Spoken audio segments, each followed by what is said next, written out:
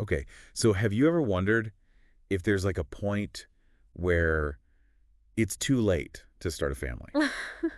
It's a question we get a lot. Yeah, it's a big one. And, That's really we've got some interesting articles and research today to help us kind of unpack it all. Yeah, and we've even got some listener stories. Oh, yeah. Those are always interesting. They might surprise you. Yeah, for sure. This whole question of when to start a family, it's not just about biology. It's Wow. also about like life stages and relationships and finances and Oh, yeah. And cultural expectations, too. absolutely. It's a very multi-layered. Multi-layered is a good word for it because it's kind of like you're juggling Right. a million things all at the same time. But that's what we're here for, Exactly. to help break it all down. Yeah. And hopefully make it a little less overwhelming.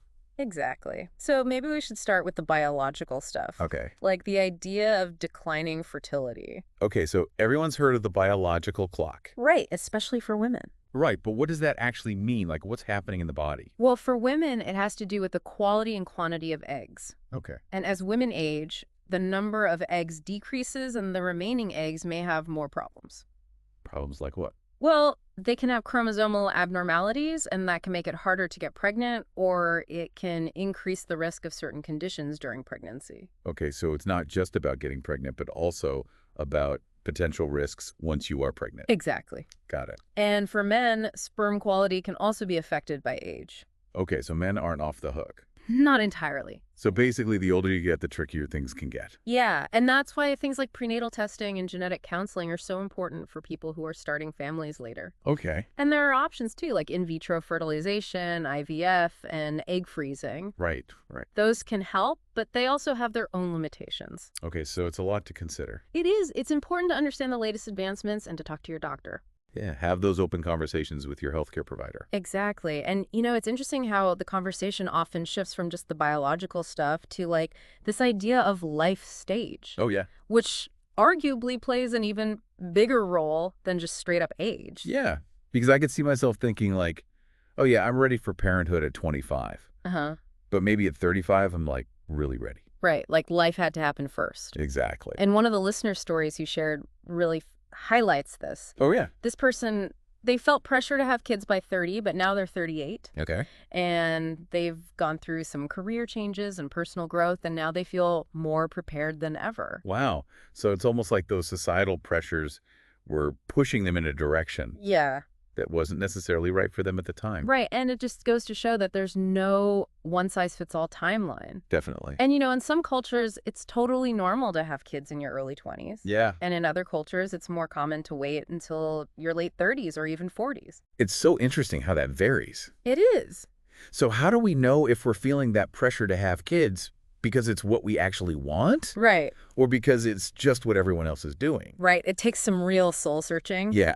You have to ask yourself some tough questions. Like, Yeah. are you picturing a future with kids because you truly crave that or because you're worried about what other people will think? Yeah, good point. Because sometimes those expectations can come from our own families, too. Absolutely. And that can be tough to navigate. It is, but it's important to have those honest conversations with your loved ones. Yeah, you have to set boundaries Exactly. and advocate for your own choices. And that leads us to another really important topic. Okay, what's that? Support systems. Oh, yeah, we can't do this alone. We're not meant to. Right. Whether it's a partner or family or friends or even professional support.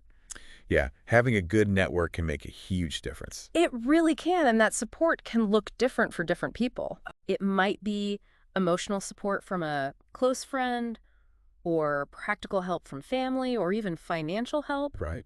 It really runs the gamut. It does, and it makes me think about it like you're putting together a team of experts for a big project. That's a great analogy. But in this case, the project is building a family. Exactly. And just like you wouldn't do a major home renovation without the right people helping you. Right. You don't have to go through this alone. I love that analogy. Go. Yeah, it really paints a picture. Yeah. Hopefully that makes sense. It does for me. And when we talk about support systems, we usually think about help with the actual, child. Right. The hands-on stuff. Yeah, but there's another layer to it. Yeah. What's that? The money part. Oh, finances. Absolutely. Yeah, like the financial side of starting a family later can be a big deal. It is. And it's something people should really think about. Yeah, for sure. Because we're not just talking about diapers and childcare. Yeah. It's also things like saving for college or retirement or even buying a house.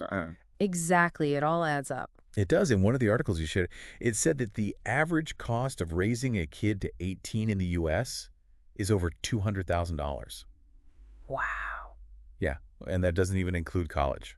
It's a lot of It money. is so, like, how do couples even begin to wrap their heads around that? Well, it starts with communication. Okay, Talking openly and honestly about money with your partner. right. So no secrets. Exactly. And then you have to look at your current situation.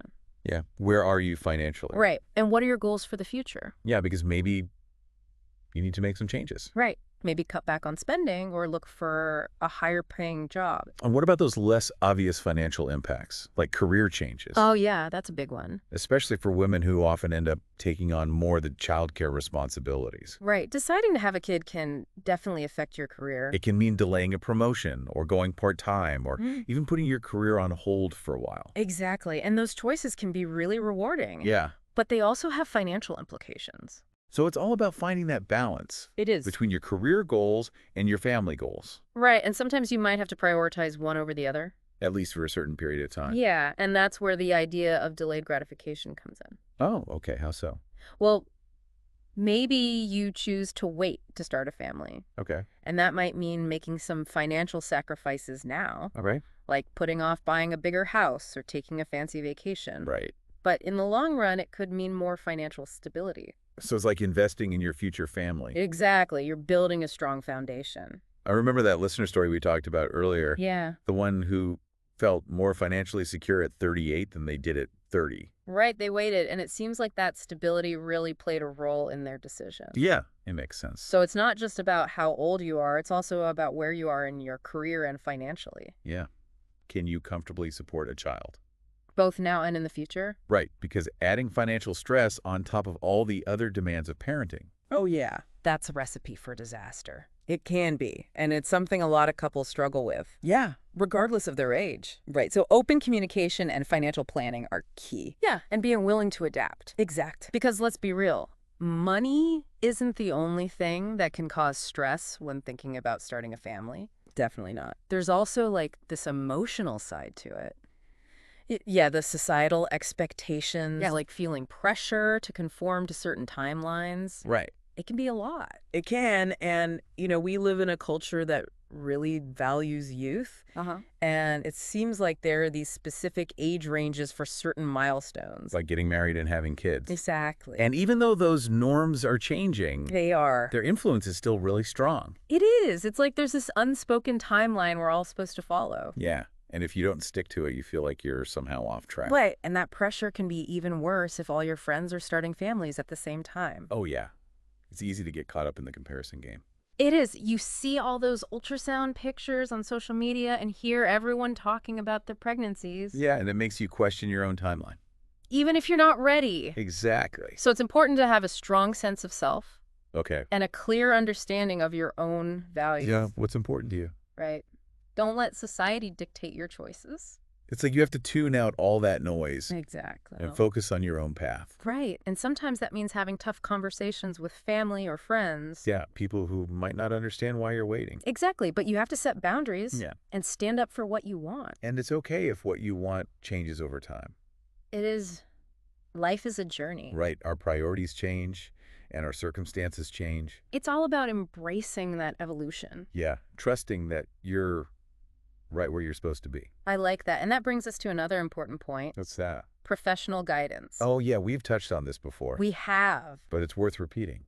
It is, because whether it's talking to a therapist about those societal pressures, Okay. or a financial advisor about making a plan, Right. or even talking to a doctor about your fertility options. There are experts out there who can help. Exactly. They can give you advice and information. Yeah, and a compassionate ear. Exactly. So don't be afraid to reach out. Right. They're like tools in your decision-making toolbox. I like that. Good. So use them. Yes. And here's a tip that people often forget. Okay. What's that? Be kind to yourself. Oh, self-compassion. Exactly. This is a huge decision. It is. It can change your life. For sure. So it's okay to feel all sorts of emotions. Okay. To be unsure, to change your mind. Yeah. Even to feel totally overwhelmed. It's normal. It is. So don't beat yourself up if you don't have all the answers. Right. Give yourself permission to be human Exactly.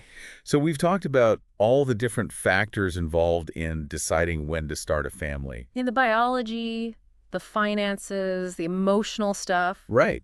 And it can feel like a lot to process. It is. So what do we actually do with all this information?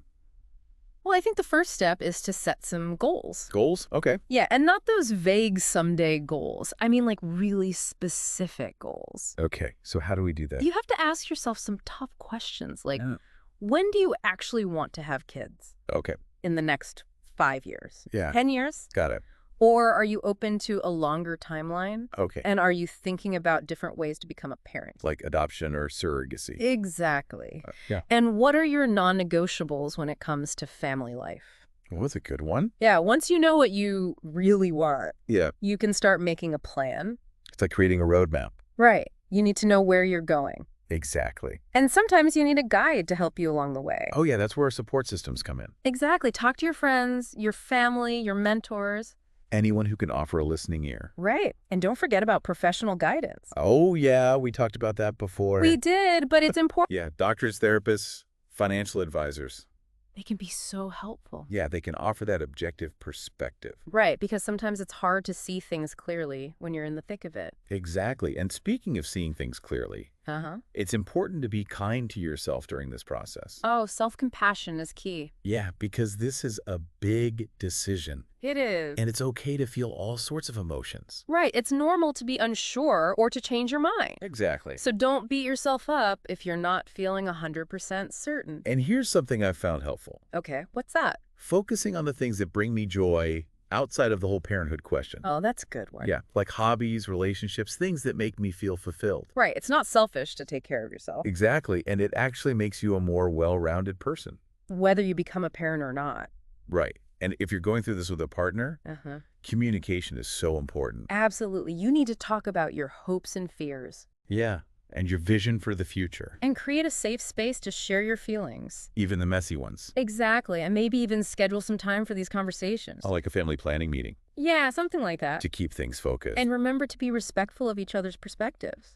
Right, it's okay to have different timelines. The goal is to find alignment. Yeah, to work together as a team. Exactly. But what happens when things get tough?